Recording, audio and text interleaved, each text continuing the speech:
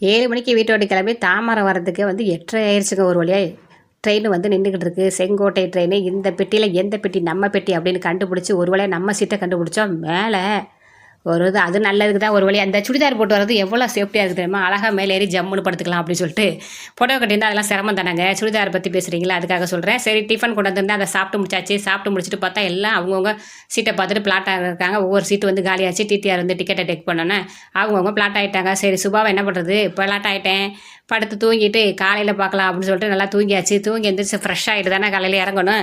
அவன் 4 மணிக்கெல்லாம் கொண்டு வந்து ட்ரெயினை இறக்கி விட்ருவாங்களே, நம்ம முடிச்சுக்கிட்டே இருக்கணுமே. 3:30 அலாரம் வச்சுட்டு சுபா வந்து படுத்துட்டேன். 3:30 மணி ஆயிடுச்சு. பட்டுக்கோட்டை ஸ்டேஷன் வந்துருச்சு. சுபா கபால்னு இறங்கியாச்சு. நம்மளை இறக்கி விட்டு ட்ரெயின் அழகாக போய்கிட்டு இருக்காங்க. இப்போ 3:30 மணிக்கு எங்கே போகிறது? ஆட்டோ பிடிச்சி வீட்டுக்கு போகணும்.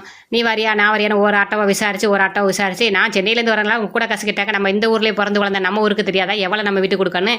100 ரூபாய் கொடுத்தா அழகு போல் வீட்டுக்கு வந்து இறங்கியாச்சு.